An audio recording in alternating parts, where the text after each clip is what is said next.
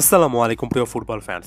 স্মরণতম কালের সবচেয়ে একপেশে একটা চ্যাম্পিয়ন্স লিগের ফাইনাল, এমন একটা ফাইনাল দেখার পরে এর আগের কথাবার্তা কিংবা ম্যাচ অ্যানালাইসিস এগুলো সব কিছু আসলে কিছুটা হলেও ফিকে হয়ে যায়। যে ব্যাপারটা সবার সামনে একেবারে দিনের আলোর মতো পরিষ্কার হয় সেটা হচ্ছে এবারের এ সিজনের চ্যাম্পিয়ন্স লিগের এই ট্রফিটা লুইস এনরিকের প্যারিস সেন্ট জার্মের প্রাপ্য ছিল, একেবারে যোগ্যতম দল হিসেবে প্রাপ্য ছিল, যারা ফাইনাল থার্ডে এমন বা এই ব্র্যান্ডের ফুটবল খেলতে পারে। ইন্টার মিলানের মতো একটা ডিফেন্সিভলি যথেষ্ট স্ট্রং একটা দলের বিপক্ষে তাদের এই ট্রফিটা যে আসলে প্রাপ্য সেটা নতুন করে বলার কোনো কিছু নেই। প্যারিস সেন্ট জার্মেকে অভিনন্দন। লুইস এনরিকে চ্যাম্পিয়ন মেন্টালিটির এই কোচ যে বিশাল পরিমাণের পরিবর্তন এনেছেন, এবং বলা চলে যে প্যারিস সেন্ট জার্মেকে যেভাবে ঢেলে সাজিয়েছেন, এতদিন পরে নাসির আল খেলাইফিদের যে একটা স্বপ্ন পূরণের মতো ব্যাপার ঘটেছে, সেটা নেপথ্যে লুইস এনরিকের নামটা একেবারে পিএসজির ইতিহাসে স্বর্ণাক্ষরে লিখে রাখা উচিত। সত্যিকার অর্থে অসাধারণ কাজ করেছেন এই চ্যাম্পিয়ন কোচ।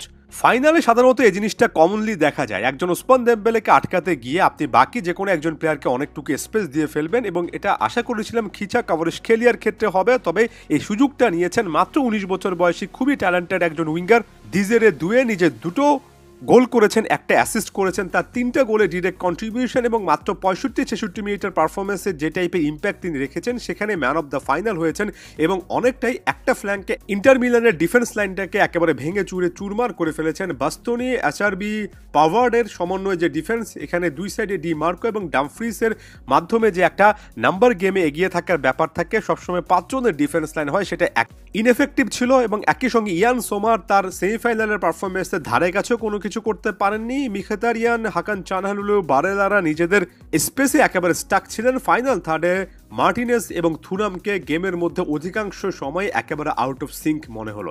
আমরা যদি প্যারিস সেন্ট জার্মে কোন জায়গা থেকে ট্যাকটিক্যালি সবচেয়ে ব্রিলিয়ান্ট কাজ করেছে সেটা ব্যাখ্যা করতে যাই, প্রথম গোলটাই সেটা কিন্তু পারফেক্টলি সাম আপ করে। যে জায়গা থেকে বল পেয়েছিলেন ভিতিনা, এবং সেখান থেকে একটা লাইন ব্রেকিং দুর্দান্ত পাস তিনি অ্যাসিস্ট মেকার এই গোলটার ক্ষেত্রে দুয়ের উদ্দেশ্যে বাড়িয়েছিলেন। এখানে ভিতিনার কথা আলাদা করে বলতে হবে, পুরো সিজন জুড়ে ভিতিনা তার ওই পজিশনে যে পারফরমেন্সটা দিয়েছেন, এক কথায় সিজনের সেরা। তার পজিশনে এই সিজনে ভিতিনার চেয়ে বেটার পারফর্মার আমি সেভাবে ক্লিয়ারলি দেখিনি। তবে এখানে সবচেয়ে ইম্পর্টেন্ট যে ব্যাপারটা সেটা হচ্ছে ইন্টার মিলানের কাছে প্রেডিক্টেবল একটা ডিফেন্সিভ লাইন আপ আছে।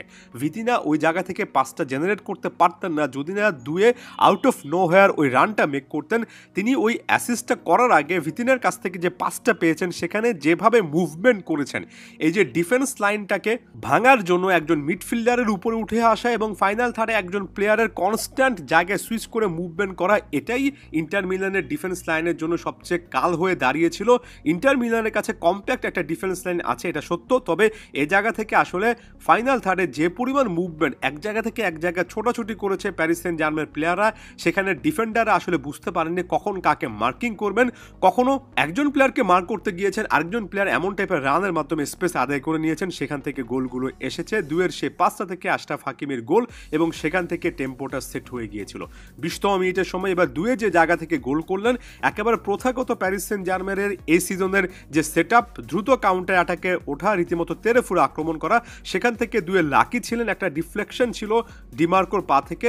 তবে 2-0-তে স্কোর লাইন হওয়ার পরে আমার কাছে মনে হয়েছে ইন্টার মিলান মোরালি এতটাই ডাউন হয়েছে যে এরপর আর কখনোই তারা খেলায় ফিরতে পারবে না।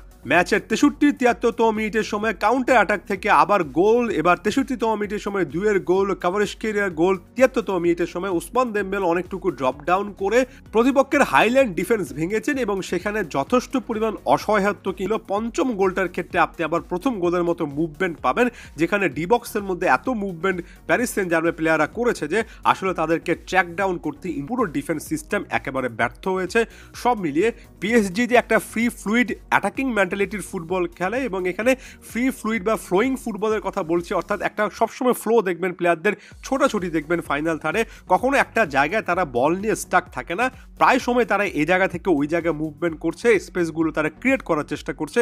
এই যে প্রায় সবসময় চলমান, সবসময় স্পিডি এবং সবসময় অনেক অনেক মুভমেন্টের একটা ফুটবল, বল পায়ে রেখে, এবং বল পায়ে না থাকলে ডিফেন্সিভলি শকটা অ্যাবজর্ভ করে দ্রুত এত দ্রুত কাউন্টার অ্যাটাকে ওঠা, এটা এমন একটা রেসিপি যে রেসিপির বিপরীতে আসলে ভালো কিছু করার কিংবা জবাব দেওয়ার মতো সিস্টেম অন্তত ইন্টার মিলানের কাছে ছিল না। কারণ ইন্টার মিলান ক্লাসিক্যালি একটু ডিফেন্সিভ মেন্টালিটির একদম রিজিড স্ট্রাকচারের একটা দল, এতটা মুভমেন্ট তারা হয়তোবা সেভাবে কাভার করার চিন্তা ভাবনা শুরু থেকে করেনি। তাই ম্যাচের আগে ট্যাকটিক্সে লুইস এনরিক এখানে সিমন ইনজাগিকে যথেষ্ট পরিমাণ পেছনে ফেলেছিলেন।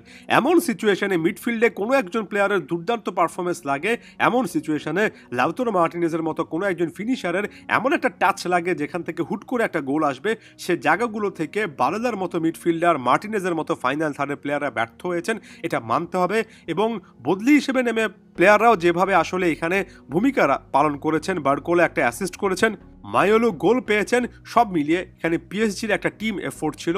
আমি যাওয়ার আগে আরও একবার লুইস এনরিকের কথা বলবো, যে অসাধারণ কাজটা তিনি এই দলটাকে কেন্দ্র করে করেছেন। কিলিয়ান এমবাপে যাওয়ার পরে এই দলটাকে একক একটা ফোকাস থেকে বের করে যেভাবে একটা টিম বানিয়েছেন, যে টিম হিসেবে Paris Saint Germain Messi, Neymar, Mbappe সহ খেলেনি, সেই টিম পারফরমেন্সের মাধ্যমে পিএসজি এবার জিতলো এবং লুইস এনরিকে চোখে আঙ্গুল দিয়ে দেখিয়ে দিলেন দিন শেষে এটা একটা দলীয় খেলা, একটা টিম গেম। যে দলটা সবচেয়ে বেটার টিম পারফরমেন্স দিতে পারে দিন শেষে চ্যাম্পিয়ন্স লিগের মতো ট্রফিটাও কিন্তু তার কাছে আসে। ধন্যবাদ সবাইকে।